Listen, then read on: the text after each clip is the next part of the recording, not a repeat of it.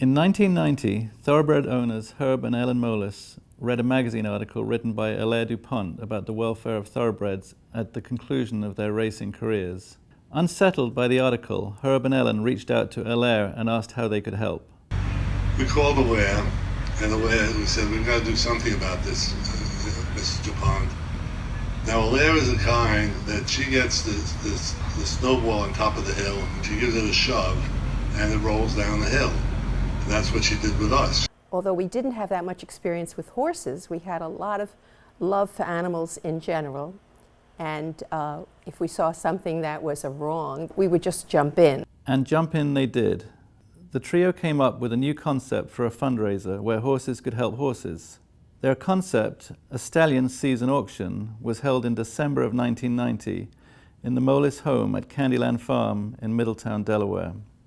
I cooked what seemed like 1,000 meatballs, and everyone on the committee brought some food. We raised the grand total of $15,000. And Herb and I just determined that we were going to put all of our efforts into forming a charity that would help horses.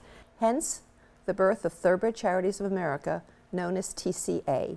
In 2007, as the auction continued to grow, it was relocated to Lexington, Kentucky, and soon thereafter, TCA formally affiliated with the Thoroughbred Owners and Breeders Association. The Stallion Season Auction has remained TCA's largest annual fundraiser, providing funding for approved charities not only working on behalf of thoroughbreds, but also for the people who care for them. In 2010, Herb Moelis retired as TCA's first president and handed the reins to Dan Rosenberg. When Herb called me up and asked me to join the Thoroughbred Charities of America board, especially because I developed a very close relationship with Allaire duPont over the years, and this was something that was important to her, it was important to me, and so I just jumped on board. In 2016, Mike McMahon became TCA's third president. In my mid-20s, I was at a sale in Maryland in December, and my father told me that Herb Moelis, who kept a mare at our farm, was having a fundraiser at his farm and that I should go over to it.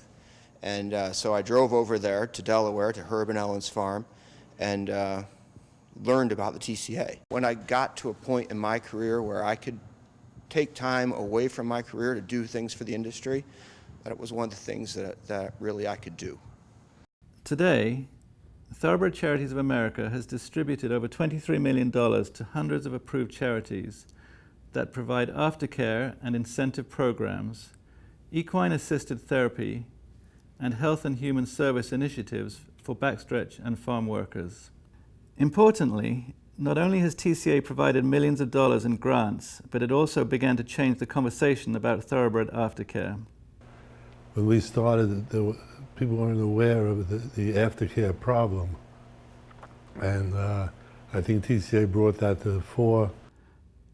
Perhaps the Blood Horse's Eric Mitchell said it best when he wrote, "Thoroughbred Charities of America did not just start on the ground floor of aftercare awareness, they helped build the ground floor." Over the years, more than 200 charities and thousands of thoroughbreds and their caretakers have received support from Thoroughbred Charities of America. The organization that was started in a living room in Middletown, Delaware nearly 3 decades ago has become a legacy that we proudly carry on.